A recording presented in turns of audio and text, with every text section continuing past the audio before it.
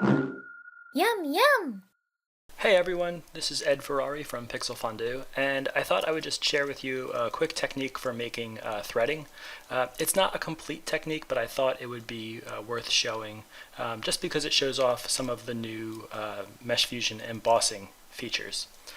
So here I have this cylinder, and this technique actually came about as an accident. I was just trying to prove if I could, if an idea that I had in my head would work, and it was totally unrelated. I was going to make like bandages or wraps that spiral around a cylinder, and instead I kind of made something similar, which was threading. So I have this handle geometry here, and I'm just going to click on, or I'm going to select these top polygons and these bottom polygons. Make sure I select all of those. And then open square bracket to select the inverse, Control C, N for new mesh item, Control V to paste, and then I'll hide the initial handle. And then I'm just going to press Shift D, and with the subdivision method set to Catmull Clark, I'll click OK, just to make that a little bit more dense. And then I want a lot more kind of spans running along this cylinder. So with these, this loop selected, I'll press Alt-C, and with a count of 5, I'll just add all of those. Because what I'm going to try to do is get a kind of a spiral, a spiraling edge around here. So I can press Shift T to triangulate this, and sometimes this will work. I'll press Shift Tab to get out of Catmull Clark mode.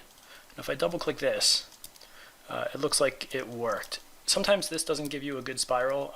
Instead of pressing Shift T to triangulate, you can also use the polygon spiky tool, or spike tool. Okay, so I'm going to use the edges to curve feature to get a B-spline curve out of this edge. So I'll come over to the edge side tab, and then I'll click on edges to curve, and I'll do B-spline curve, and click OK. So then I'll press 3 to go into polygons mode, and I'll double click all of these polygons, open square bracket to select the new B-spline curve, and then I'll just Control X to cut that, N for new mesh item, Control V to paste, and then I'll rename this mesh item Spiral B-spline 0001. And then I could delete this mesh. That's what I'm thinking about doing. So I've deleted that. And now I'm going to use that spiral B-spline curve as a fusion source, which is going to be set to two-sided subtract grid, and that's going to give us our emboss. But I'll show you my initial idea first with the wrapping, the bandages. So I'll take this handle. In items mode, I'll make sure it's selected, and then I'll click New Fusion, and I'll just call it fuse underscore handle underscore 001, and click New Fusion with selected meshes. And then I'll take my spiral B-spline, and I'll shift click on the handle primary geometry, so I have both of these selected, and then I'll click on this icon here, which is two-sided subtract grid. Okay, so Moto thought about that for about 45 seconds, and I also have something rendering in the background, so that could be it. But either way, it looks like it has broken. So I'm going to come over to the Fusion item, and I'm going to make some adjustments to these properties. First, I'll enable deferred update. I'm going to hold off on enabling embossing, and I'm going to make sure my mesh mode is airtight final item parts. And then in my spiral B-spline source item, I'm going to scroll down to where the extrude direction says extrude perpendicular to curve. I'm going to change that to extrude along surface normal. And instantly you can see we're getting better results. So I'm also going to click manual extrusion depth, and I'll change the extrusion depth to about 25 millimeters. Actually, I might even go down to like 10 millimeters. I don't think this curve is going to hover far above the surface, but that's what that does. Okay, so then I'll change the surface strip absolute width to something like 15 millimeters, maybe something like 40 millimeters. And I can actually go really high. I can go to like something 95 millimeters, maybe even higher than that. And I can take the surface strip rows down to about 1. So my initial idea was to come over to the Fusion item and just do strip polys only, because this would give me like a nice base to start my my bandages or wraps. I mean, I can easily press N for new mesh item. In this new mesh item, I can just call for merge meshes underscore wrap, and then in my mesh operations, I can add an operator, and then I'll actually add the merge meshes mesh op, and I'll hide my Fusion item, but then in the merge meshes mesh op, I'll add it as a source. So here I have my fuse handle. I'll just double click that, and let me just make sure this is airtight. It looks like it is. But now if I add on top of this merge meshes mesh op thicken, and then I push this out to make it pretty thin, you know, this could actually be like the wraps on a handle. All I would really need to do is either increase the spiral surface strip absolute width to something like maybe 125 millimeters. That should make it thicker, or I can manually thicken it. There's definitely ways to do it that way as well. Let me try 140 millimeters and just see what happens. Actually, I think we can go way higher. Let's do 200 millimeters. Eventually it will break, but you know, it's a pretty cool effect for getting like a wrap effect. But let me set that actually back down to let's do something like 45 millimeters, and let me delete this merge meshes mesh up and turn my Fusion item back on. And then in the Fusion item itself, I'll uncheck strip polys only. I'll scroll up, and now I will enable embossing. And I just enabled embossing on the Fusion item, but if I come over to the source curve, there's another area where I can enable embossing. And when I enabled embossing, you can see that I got some more rows around the curve, like so. So now let me increase this from 45 to maybe 85 millimeters, just so we can really see what we're doing here. And let's see. This is where we can start tweaking the embossing. So if I move the Fusion outward rows, or I'm sorry, the middle offset here to something like, let's do 25 millimeters, we'll get some sort of threading here. And you can see where the curve ends. We get these black spots here. It'll be at the top as well as the bottom on both of those. But if I render, it should be fine. We just go to my camera. Let's have a look at that. Whoops. So let's just fire off a quick render, a preview render, and see what that looks like. So it looks decent. If I zoom in, it might not look so great, but from a distance, it should look pretty good. And I think the fact that I have something rendering in the background might actually be affecting the speed of this preview. Okay, so let me get out of my camera view, go back to perspective. I can also change this middle offset to something like negative 35 millimeters, and then we get a pretty cool effect here.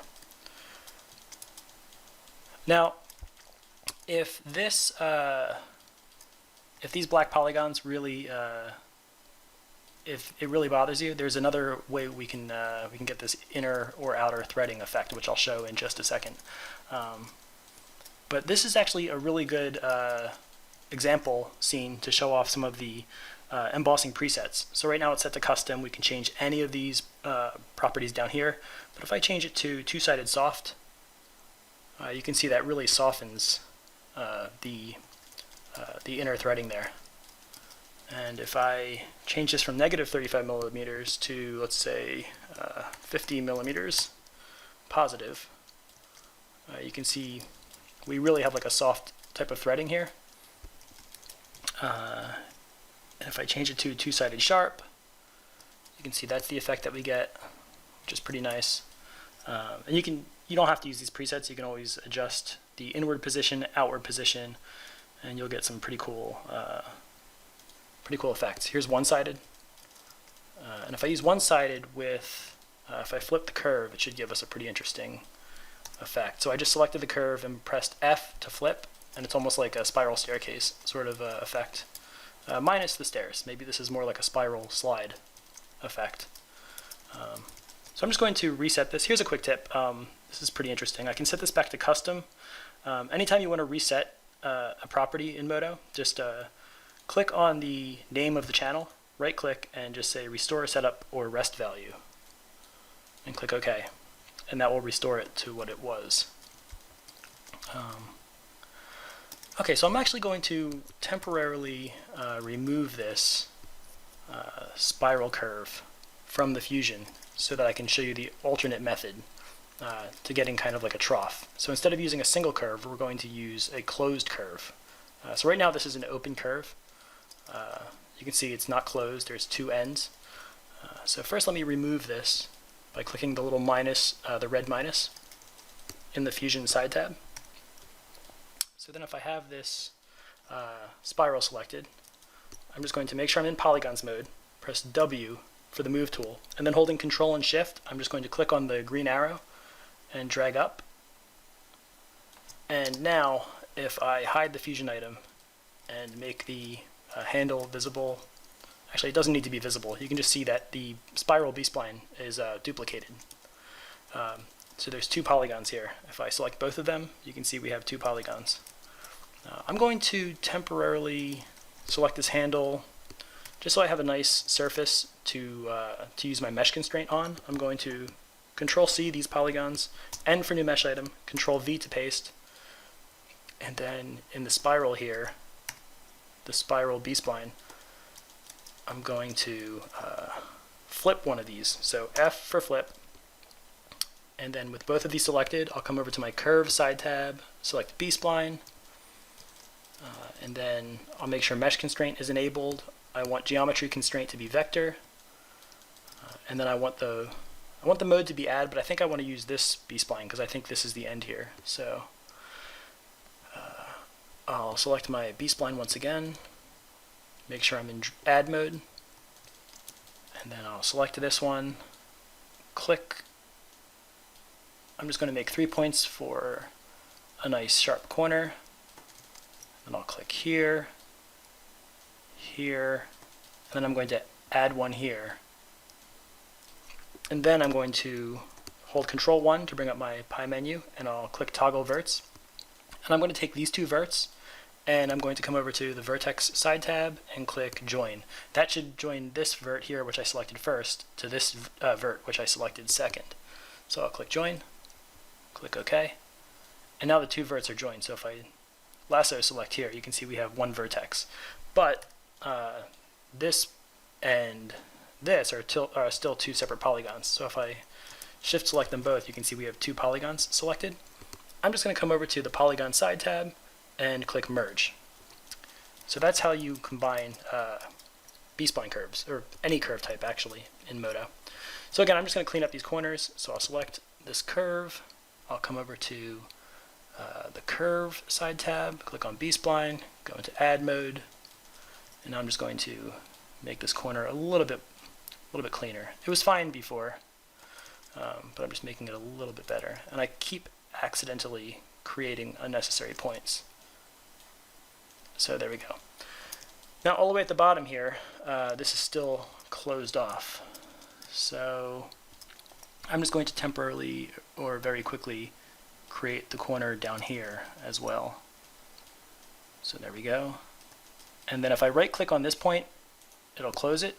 Alternatively, I can just click on this closed option in the tool properties. So there we go. That's looking pretty decent. And now with this complete, we're going to hold Control-1 to bring up my main pie menu, toggle the verts off, and then I will select this B-spline curve, and then I will shift select the handle, which I should make visible. And also we don't need this background mesh anymore, the temporary cylinder, I can just delete that. I'll make the Fusion visible again, So I'm going to select the spiral B-spline curve, shift select the handle, come down to the Fusion side tab and click on this icon here for the two-sided subtractive grid. Now this will probably look like a mess, but we'll give Modo some time to think about it. Okay, so it took Modo a little while to think about that, but now that it's done, we have the spiral B-spline curve as a subtractive element, and I'm just going to make some adjustments to this B-spline curve. So I'll scroll down, and I'm going to set the extrude direction. I'm going to change it from extrude perpendicular to curve to extrude along surface normal. And now you can see we have some sort of effect happening here. I'm also going to change the extrusion depth to, let's do 15 millimeters, and I'll just enable manual extrusion depth. And then let's make sure enable embossing is turned on. That should give us some extra rows along our strip. And then I'm not going to adjust the surface strip absolute width. I could, you know what, I'll make it 2 millimeters, just so it's a little bit wider, like so. And then I'll decrease the surface strip rows to 1. And then down here, instead of adjusting the middle offset, I'm going to adjust the inward offset, because that should be everything inside the closed curve. So I'll just change that to something like 25 millimeters.